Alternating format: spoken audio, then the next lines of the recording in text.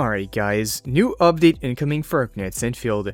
The second phase of 1.3 is right around the corner, which means we're getting brand new banners, a new operator and their weapon, plus we got a new limited event on the way, new content, and of course that means big rewards will now be up for grabs in this second phase. So with that being said, in today's video I'm going to go over pretty much everything we have on the way for this week and what else is on the way for the rest of the entire 1.3 version update, because there's still a lot left before we conclude and officially move on to 1.4. Also, before we do get into it, if you guys do enjoy the updates on Arknights Endfield like this one, I always typically do these type of videos at least one day before a new patch drops. Make sure to turn on the notifications so you don't miss out. And remember, for the new update, I'm going to give out a free monthly pass to one of you guys, to my subscribers who like and leave a comment down below. But alright, with that out the way, let's not waste any time and get into it. Before we go over the most exciting part of a brand new update, which are the incoming banners, I first want to mention the exact release date of the second phase of 1.3. So for the exact release date, the update is officially coming out on June 26th. For most of us, the update will be coming out by tomorrow. The timing also depends on your server. As some of you know, Asia's server is getting the update about 12 hours earlier compared to both Europe and America servers. So here are the start dates and end dates for when the update goes live. But for most of us, the update is going to be in the middle of the day by tomorrow on June 26th. No maintenance needed as we're heading straight into the second phase. But now with that out the way, let's not waste any time and talk about the upcoming banners. Our current banner for Mifu is going to be leaving very soon, so last chance to obtain her and pull on her banner, as she will then be replaced with the second phase banner, which is going to be Camille. Camille is the next 6-star operator, a Vanguard polearm character with the heat element. His kit is looking quite interesting from what we've seen from the special program. For a quick summary, his basic attack is a sequence of up to 5 basic attacks, deals heat damage. His battle skill summons a Fire Fang Vesper Wing to deal heat damage, apply heat infliction and heat susceptibility, and weaken a target. If his combo skill hits an enemy under this effect, it will then trigger an additional explosion, dealing additional damage. We also have his combo skill when an enemy heat infliction is absorbed or consumed. He deals heat damage and then restores SP about 20 SP, and if the target is under the effect of Fire Fang or Vesper Wing, he will grant link to the team. His ultimate also restores SP about 30, deals heat damage, and applies heat infliction to enemies in a large area.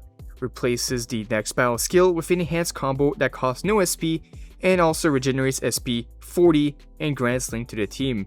Camille is looking like quite the character. Let me know down below, are you guys planning on summoning for Camille in the second phase or saving up for the 1.4 banners? As we have a pretty good picture of who are the 1.4 banners as we talked about in a previous video, but stay tuned for more info about 1.4. For now, let's move on what else we have on the way for the 1.3 version update. So we just went over the banners, however, we still have many things. They also posted a few things on their X account, so you can go over and check that out. Alright, so on the X account, they posted a lot on Camille recently, his operator showcase, but they also posted his weapon info. So they posted his weapon info, the polearm called Blessing of Lustrous Carmine. We have the full effects fort, agility boost large, heal damage boost large, and the effect on it is actually pretty crazy. Ultimate gain efficiency increased, and when the wielder a skill recovers SP, the entire team gains increased attack for a certain duration. So this will make it that he provides team-wide support buffs to the team with his skill as it naturally recovers SP. And the second part here is when the wielder's skill applies the heat infliction, which we saw earlier, their entire team gains increased heat damage dealt for a certain duration. So his weapon, generally going to be really good if you want to support the team and provide extra buffs to another heat character. So a character like Levitate, for example, is going to get some really good buffs from this new weapon, and Camille's edition in general.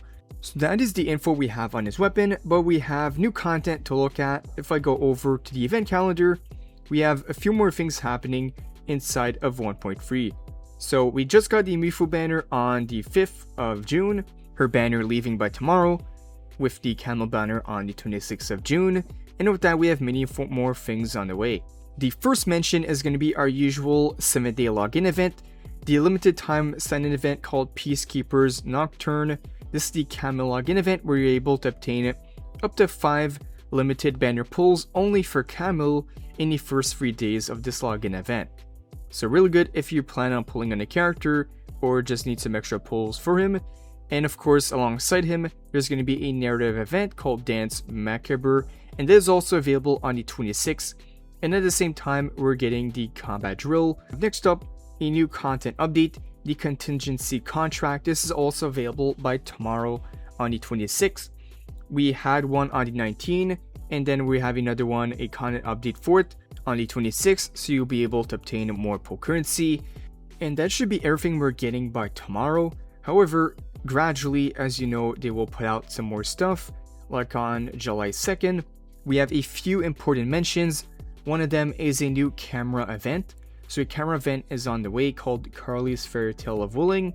With this, you'll be able to obtain some more pull currency, and of course some more materials to upgrade your operators as well.